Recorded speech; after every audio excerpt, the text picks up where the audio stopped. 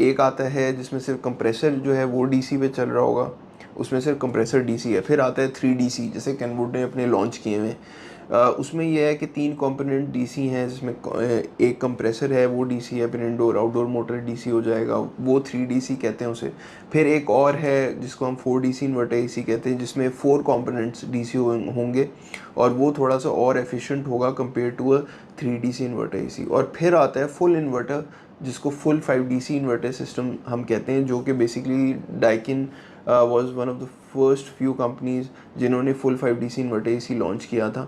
और उसमें पाँचों के पाँच जो मेजर कंपोनेंट्स हैं, जैसे कंप्रेसर है, इंडोर आउटडोर मोटर है, वाल्व है, ये सारे पार्ट्स जो हैं वो डीसी पे चलेंगे। जो फुल इन्वर्टर सिस्टम होगा, जो फुल 5DC इन्वर्टर सिस्टम होता है, वो तकरीबन 15 to 20% ज़्यादा एफिशिएंट होगा कंपेयर टू बिल्कुल एक जो बेस वेरिएंट होगा इन्वर्टर एसी का।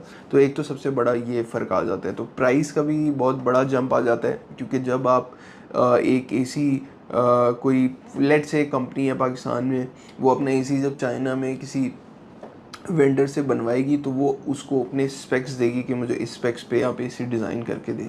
तो it all depends on the local manufacturer in Pakistan, कि वो किस स्पेक पे डिज़ाइन करेगा। अगर वो एक फुल इन्वर्टर सिस्टम होगा तो डेफिनेटली उसका जो प्राइस पॉइंट है वो एक डिफरेंट होगा। और अगर वो एक बिल्कुल बेस मॉडल इन्वर्टर एसी का जिसमें कंप्रेसर डीसी है और वो बाकी तरह से कॉस्ट कटिंग करेंगे, तो प्राइस का एक सिग्निफिकेंट डिफरेंस आ जाएगा।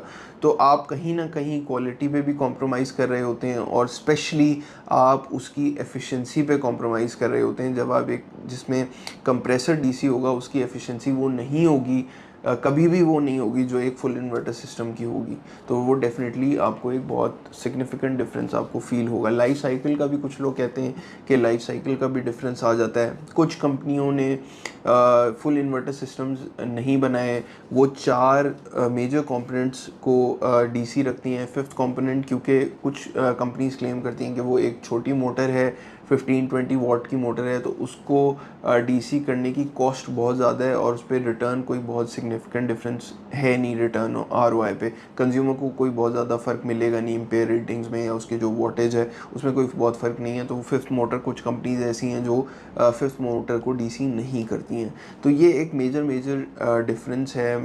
थोड़ा सा मैंने आसान लफ्ज़ों में आप लोगों के लिए एक्सप्लेन किया। तो ये आपके ऊपर डिपेंड करेगा कि आपने क्या लेना है। अगर आपका बजट नहीं है तो फिर डेफिनेटली आप एक बेस मॉडल इन्वर्टर एसी का ले लें।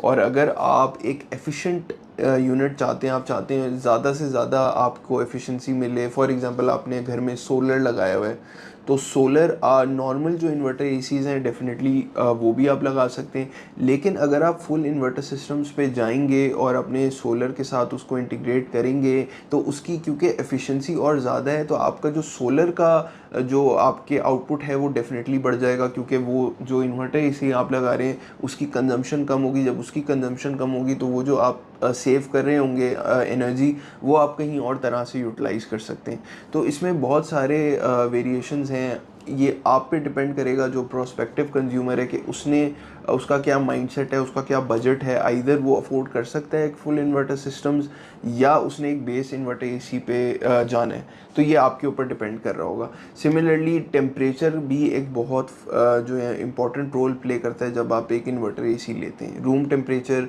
इसके अलावा जो लोड कैलकुलेशन है कमरे का, वो उससे बहुत फ़र्क पड़ेगा। अगर आपने एक फुल इन्वर्टर सिस्टम लगा लिया है, आपका कमरा 300 स्क्वायर फीट का लगा लिया आपने, 1 टन है कि हाँ मैं फुल इन्वर्टर एसी लगा लूँ, तो that's not how it works. आपको रूम के हिसाब से एसी लगाना पड़ेगा, ये भी एक फैक्टर है। उसके अलावा 150 स्क्वायर फीट का कमरा है, जब लोड कैलकुलेट किया तो 1 टन बन रहा था, लेकिन उसमें और एक्सटर्नल फैक्टर्स आ जाते हैं, जिसमें आपका कमरा कहाँ बना हुआ है, गर्म तो नहीं है, और बहुत सारे इस तरह के फैक्टर्स हैं। तो इसको भी आपको अकाउंट फॉर करना पड़ता है जब भी आप एक एसी परचेज़ करें।